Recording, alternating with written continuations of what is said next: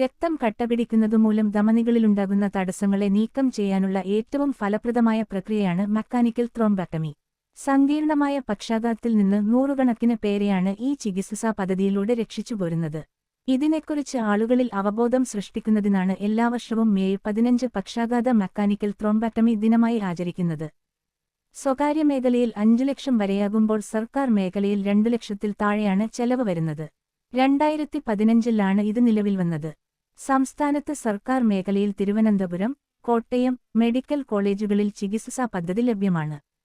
ചികിത്സാ പദ്ധതി മുൻനിര സ്വകാര്യ ആശുപത്രികളിലുമുണ്ട്.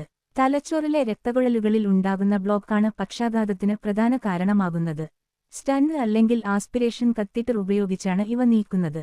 വിദഗ്ധ ഡോക്ടർമാരുടെ കുറവും സംവിധാനങ്ങളുടെ അഭാവവും കാരണം സംസ്ഥാനത്ത് മെക്കാനിക്കൽ ത്രോംബക്ടമി ഇനിയും വ്യാപകമായിട്ടില്ല. പക്ഷാഘാത ലക്ഷണങ്ങളോടെ എത്തുന്ന രോഗികളെ ഉടൻ CT, MRI സ്കാനിങ്ങുകൾക്ക് വിധേയമാക്കണം. രക്തസ്രാവമാണോ രക്തക്കുറവാണോ കാരണമെന്ന് കണ്ടെത്താനാണ് ഇത്.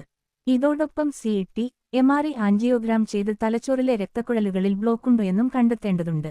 സങ്കീർണമായ ബ്ലോക്കുകൾ മരുന്നിലൂടെ അലിയില്ല. അവിടെയാണ് ത്രോംബക്ടമിയുടെ പ്രാധാന്യം വരുന്നത്. ഇത് നീക്കം ചെയ്യാതിരുന്നാൽ ജീവനും ജീവിതവും പ്രതിസന്ധിയിലാകും. ആൻജിയോഗ്രാമിലൂടെ മണിക്കൂറുകൾക്കുള്ളിൽ ബ്ലോക്കുണ്ടോയെന്ന് കണ്ടെത്തി രോഗിയെ കാത്ലാബിലേക്ക് മാറ്റി ത്രോംബക്ടമിക്ക് വിധേയമാക്കണമെന്ന് വിദഗ്ധർ പറയുന്നു. ചികിത്സ വൈകുന്ന ഓരോ നിമിഷവും രോഗി സാധാരണ ജീവിതത്തിലേക്ക് മടങ്ങിവരുന്നതിന് തടസ്സമാകും. പക്ഷാഘാതത്തിന് ചികിത്സ ലഭിക്കാത്ത ഓരോ മിനിറ്റിലും തലച്ചോറിലെ 2 ദശലക്ഷം കോശങ്ങളും 14 ബില്യൺ നാഡീബന്ധങ്ങളും നശിക്കുമെന്നാണ് കണക്ക്. ന്യൂസ് 4-ന് വേണ്ടി ജിൻസി കുര്യൻ.